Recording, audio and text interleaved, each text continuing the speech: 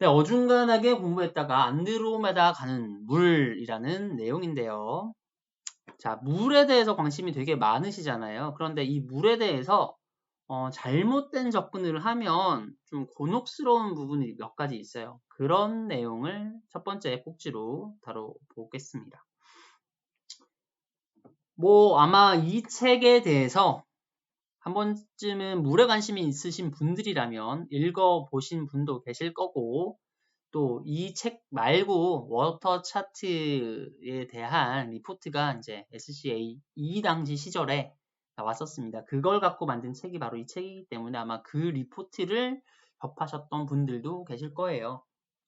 그 내용들 중에 가장 핵심적인 내용이 바로 이 표 하나에 다 들어있다라고 보셔도 될 것 같은데, 이거는 지난 시간에 제가 그 생수 이야기를 토크 시간에 하면서도 조금 설명을 드렸어요. 물에 대해서 여태껏 관심이 없으셨던 분들이라면 생소하실 수도 있지만 제가 굉장히 많이 설명을 했던 표기 때문에 다시 한번 짧게만 설명을 하겠습니다. 세로축은 여러분들이 좋아하시는 물에 좋아하신다기보다는 익숙하신 경도 개념입니다. 총경도라고 하고요. 칼슘하고 마그네슘을 이 탄산 칼슘의 양으로 환산해가지고 표시를 하는 거여서 합산한 값이라고 보시면 됩니다. 그리고 가로축은 커피에서 그 산 성분들을 어느 정도를 상쇄시켜 줄 수 있는 버퍼 역할을 하는 알카리니티, 한글로는 알카리도라고 표시를 하기도 하고요. 그 축을 나타냅니다. 그런데 여기 보시면은 지금 SCA 코어 존이라고 하는 표시가 있어요. 이게 뭐냐면 지금 요 세 축이 보이실 것 같은데 스케일입니다. 여기는 스케일. 그러니까 이 코어 존의 위치를 벗어나서 오른쪽 상단으로 가면 여러분들이 에스프레소 머신을 사용하실 때 스케일이 발생하기 되게 쉬운 이제 영역에 있는 물이라고 보시면 될 것 같고, 이 우하단으로 가면 플레이버를 없애는 역할을 많이 합니다. 자, 왜 그러냐면 일반적으로 경도 성분이라고 하는 건 칼슘과 마그네슘인데 지금의 트렌드에서는 조금은 다른 해석도 있지만 지금까지 그래도 일반적인 개념으로는 이 경도 성분이 많으면 커피의 어떤 향미를 추출하는데 기여를 한다라고 우리가 인식이 되어 있어요. 근데 오른쪽 아래면 경도 성분이 수치가 낮겠죠. 그 다음에 오른쪽으로 가면 아까 말씀드렸던 중탄산 이온 같은 이 알카리도 성분이 높아지는 거기 때문에 커피의 어떠한 산미나 플레이버를 죽일 수 있는 역할을 하고, 내려가는 거는 경도 성분이 별로 없으니까 그런 추출도 쉽지 않다라고 해서 오른쪽 하단은 이제 오브 플레이버스라고 가는 거고요. 근데 왼쪽이 또 되게 중요합니다. 왼쪽 상단으로 가면 이제 부식성이 있는 물이라고 이해를 하시면 돼요. 그래서 이쪽으로 왼쪽으로 가실수록 이 부식성이 있는 물입니다. 실제로 이런 일들이 이 물의 조성에 따라서 스케일이 생기기도 하고 부식이 일어나기도 하고 커피 향미를 없애기도 하거든요. 이게 너무 복합적으로 일어나다 보니까 여러분들이 물에서 잘못된 야 미네랄이 많으면 커피 맛이 좋다던데 이런 식으로 접근을 해버리면 스케일 문제에서 자유로울 수 없을 수 있어요. 그런 부분을 조금 더 이야기를 해보고 싶어서 이 주제를 가져왔고, 네, 그러면 제가 세 가지는 기본적으로 큰 맥락에서 설명을 드렸잖아요. 구체적으로 조금 내용을 살펴보겠습니다. 왼쪽에 보면은 표가 하나가 있고 오른쪽도 비슷하게 생긴 표가 하나 더 있어요. 이게 뭐냐면 방금 차트를 스케일이 생기는 영역을 다르게 표시한 그래프 두 개라고 보시면 되는데, 자, 거의 똑같이 생겼지만 조금 다른 부분이 있어요. 자, 보시면 이러한 색깔의 영역이 조금 다르다는 걸 아실 수 있습니다. 이게 뭐냐면요. 아래쪽에 범례를 보시면 온도가 적혀 있죠. 왼쪽은 95도 상태입니다. 그리고 오른쪽은 130도 상태예요. 감이 잡히시나요? 95도는 일반적으로 우리가 에스프레소를 추출할 때 추출 보일러의 세팅의 온도, 라고 보시면 어느 정도 부합하는 온도라고 생각하시면 될 것 같고, 오른쪽은 스팀 보일러입니다. 이거는 뭐 독립 보일러하고 스팀 보일러가 별개로 있는 경우일 수도 있고요. 혹은 이제 HX 열교환기 안에서도 뭐 얼추 비슷한 형태의 온도로 조금씩 나눠지기 때문에 어떤 머신에도 공통적으로 적용되는 그래프들이라고 보시면 되는데, 오른쪽으로 갈수록 이 색깔이 가장 진해지는 부분이 있죠. 색깔이 진해지면 진해질수록 스케일이 많이 생긴다는 이야기입니다. 그러면은 여기 점선, 자 스케일링 리밋이라고 되어 있죠. 95도에서 요 스케일링이 생기는 범위가 있고요. 130도 스팀 보일러에서 스케일이 생기는 범위가 있습니다. 근데 보시면 다르죠. 온도가 올라가면 올라갈수록 이 스케일이 쉽게 생길 수 있기 때문에 스팀 보일러에서는 상대적으로 스케일이 굉장히 생기기가 쉽습니다. 그러니까 엄밀하게는 여러분들은 대부분 이 스케일이라고 하면 추출 보일러만 생기는 것들을 고려를 하셨을 텐데, 이 똑같은 물을 사용하더라도 스팀 보일러는 훨씬 더 스케일이 생길 이 여지가 많다라고 생각을 하시면 돼요. 제가 아까 전에 보여드렸던 코어존은 이 스팀 보일러는 거의 포기를 하다시피 하고, 추출 보일러의 이 에스프레소 부분에 특화돼서 코어존이 표시가 되어 있습니다. 아까 전에 코어존을 살짝 기억하시는 분들이 있겠지만 오른쪽 위로 가면 스케일이 생긴다고 이야기를 했잖아요. 그래서 이 부분이 삭제가 된 거죠. 스케일 리밋까지는 사용을 할 수가 있는데, 그래서 이 부분이 잘려져 있습니다. 나중에 방송을 다시 보시면 그 앞부분에 표시된 영역을 보시면 이제 스케일 부분은 삭제가 됐구나. 그 다음에 이 왼쪽 상단의 부식성 부분도 또 잘라서 버려요. 그 다음에 오프 플레이버 있는 부분도 잘라서 버립니다. 그래서 이 영역은 지금 누가 이야기를 한 거냐면 요 깃털 모양으로 된 부분 있죠. 요거는 바로 이 코로나 데시우드, 그 다음에 크리스토퍼 핸돈이 워터풀 커피라는 책에서 이 이상적인 부르존이라고 규정을 하면서 이러한 모양을 만들었습니다. 그런데 SCA에서 여러 가지 이제 화학자들이 검토를 하다 보니까 스케일 발생 지점도 제거하고 실제로 장비에 부식을 일으킬 수 있는 물의 영역도 제거하고 다 빼다 보니까 굉장히 협소한 지역에 실제로 굉장히 코어존이 남았어요. 코어존만 남은 상태가 됐기 때문에 그 코어존에 들어가면 세 가지에서 해방이 된다라고 하는 겁니다. 스케일, 그 다음에 부식성, 그 다음에 오브 플레이버, 커피 맛도 어느 정도 보장을 하면서 세 가지 영역에서 모두 합당한 추출수를 얻을 수 있다는 게 이 기본적인 코어존의 개념인데, 아무리 코어존에 있는 물을 쓴다라고 해도 여기에 보시면 이 모든 그 이상적인 아이디얼 존 자체가 스팀 보일러에서는 무조건 스케일이 생겨요. 그런 영역이기 때문에 스팀 보일러는 거의 포기하다시피 하고, 스팀 보일러에서 스케일이 안 생기게 하려면 이 좌측에 있는 흰색 부분에 물을 사용을 해야 되는데, 문제는 이 버퍼라고 하는 알카리도가 한 40 정도 이하로 내려가 버리면 이쪽은 이 스케일은 안 생기지 않지만 스케일의 반대는 뭐냐면 부식입니다. 스케일이 오히려 부식을 방지해주는 역할을 하거든요. 엄밀하게 말하면. 자, 그래서 이쪽의 부분에 물을 사용을 하게 되면 스케일이 발생은 하진 않아도 머신이 부식할 수 있는 문제가 생깁니다. 그래서 양날의 검이죠. 이런 것들을 고려하지 않고 커피를 추출하게 되면 혹은 필터, 특히 연수 필터 중에 수소이온을 사용하는 연수 필터들을 사용을 했을 경우에 이런 걸 고려하지 않으면 머신의 부식성, 특히 건강에도 악영향을 끼치는 그런 중금속 용출 등이 가능합니다.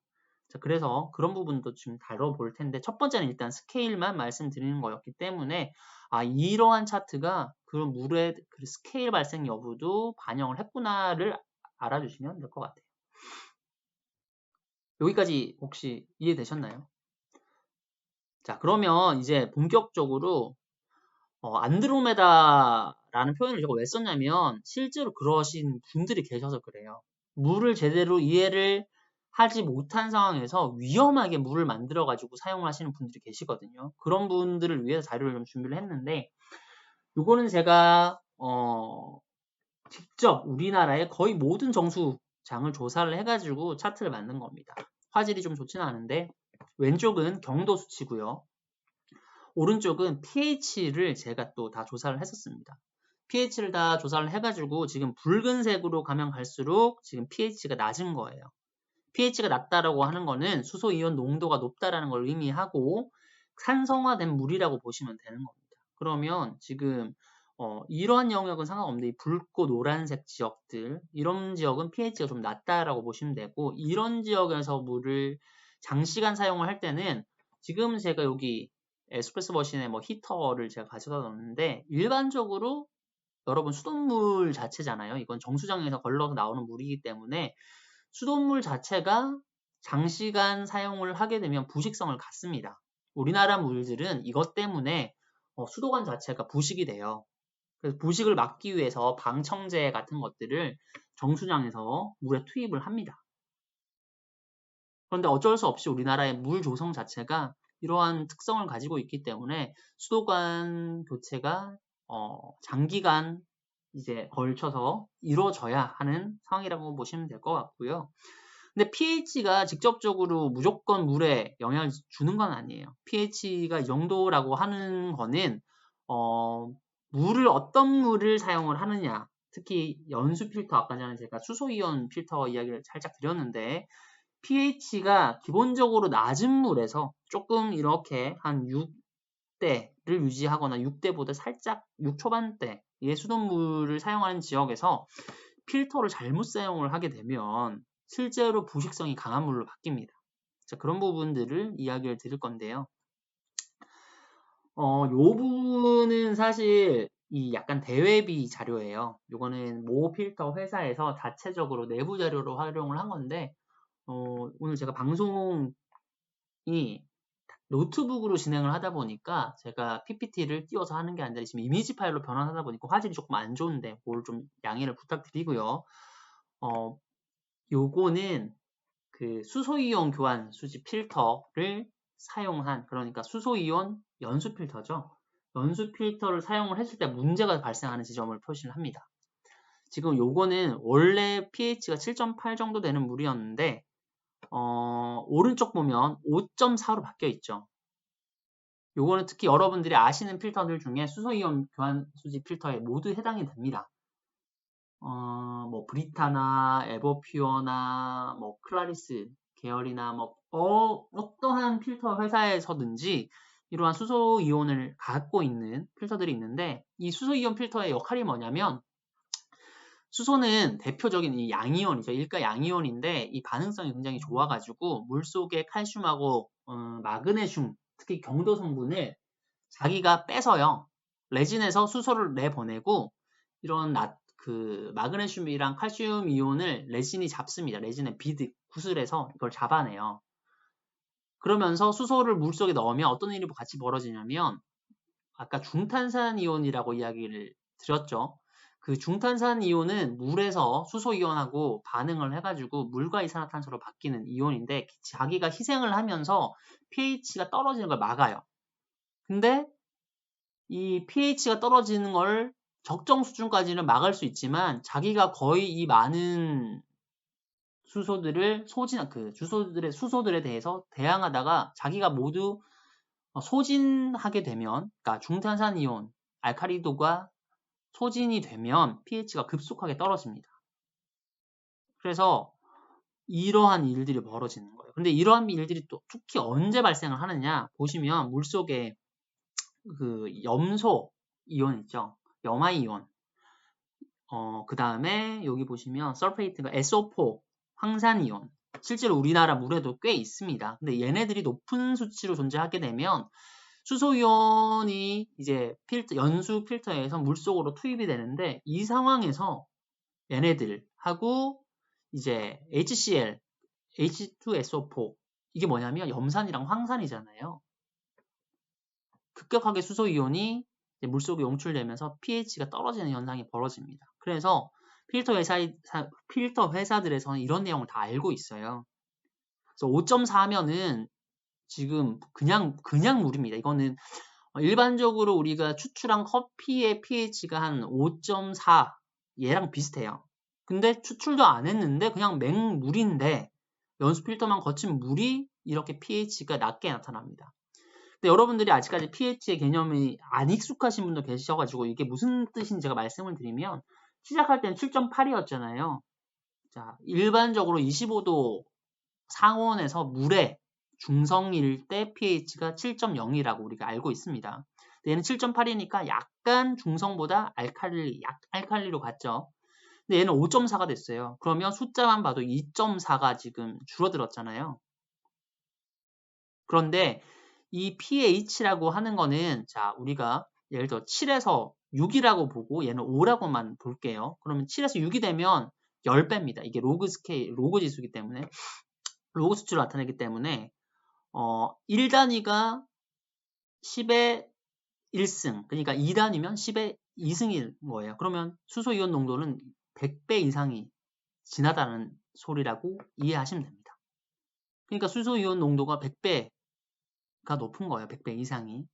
그러니까 이런 물을 사용을 하게 되면 특히 아까 말씀드렸다시피 pH가 낮은 지역에는 이 버퍼의 양 자체도 절대값도 낮을 확률이 크기 때문에 혹은 수소이온이 이미 많이 들어있기 때문에 그런 지역에서 이런 필터를 바이패스 시키지 않고 수소이온을 많이 물속에 보내버리면 머신에 직접적으로 영향을 줄 수 있는 위험한 물로 바뀔 수 있습니다. 그래서 이러한 부분을 고려하지 않는다라고 하시면 여러 가지 문제가 발생할 수 있어요. 일반적으로 여러분이 스테인리스 스틸이라고 하는 고급 머신에서 많이 사용을 하는 보일러 재질이죠. 특히 304 재질 많이 씁니다. 304 그다음에 316을 많이 사용을 하는데 일반적으로 스테인리스 스틸은 부식이 되지 않는다고 여러분 잘 알고 계시잖아요. 하지만 스테인리스 스틸도 문제가 아까 제가 말씀드렸던 염소이온이죠. 염화물이 존재를 할 때는 낮은 농도에서도 비교적 낮은 농도에서도 그냥 온도가 올라가면 부식성이 존재를 합니다. 스테인리스 스틸은 이미 녹이 슬지 않는다라고 하는 이유가 표면이 산화 피막이라고 하는데 이미 녹이 슬어 있는 거예요. 근데 그 부분이 깎아 먹어져 버리는 겁니다. 이런 부식성 있는 물을 사용을 하게 되면 그러면 그 부분을 얘는 깊이 파고들어요. 그래서 거의 구멍이 뚫리는 형태로 천공이 되면서 홀이 발생해 가지고 누수가 됩니다.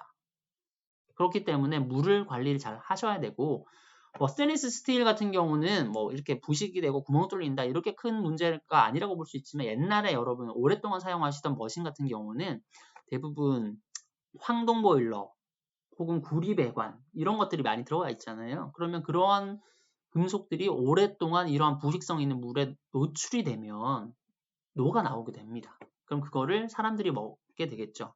특히 옛날 머신, 올드 머신들, 클래식 머신들은 심지어 보일러에 납성분도 굉장히 많이 들어있어요. 그러니까 그러한 부식성 있는 물일 때 건강이 굉장히 해로울 수가 있습니다. 지금은 무연 황동을 많이 사용을 하고 이제 법적으로도 그 규제를 굉장히 타이트하게 하기 때문에 지금은 조금 덜하다라고 보실 수 있지만 어쨌든 머신 자체에도 부식을 일으킬 수 있는 물을 사용을 할 수가 있다. 그러니까 조심을 해야 된다라는 겁니다. 우리나라에서 아까 전에 이것도 제가 다 만든 수치인데 우리 한국에 있는 모든 정수장에서 염화이온하고 황산이온을 이제 탄산가스용 농도를 제가 이 표시를 환산을 한 다음에 지도에 표시를 한 겁니다. 그래서 아까 전에 200ppm, 300ppm까지는 아니어도 80 합쳐가지고 60 이상인 지역들이 꽤 있어요. 그래서 이런 지역이면 특히 이렇게 잘라가지고 이 남서쪽이면 경도 성분도 굉장히 낮거든요. 그런데 그런 지역에서 연수 필터를 과도하게 특히 나트륨 연수 필터는 상관없어요. 수소 이온을 사용하는 연수 필터를 쓰게 되면 바이패스 여부에 따라서 굉장히 산성도가 높은 물을 만들 수 있다. 그래서 조심해야 된다. 라고 말씀을 드리고 싶은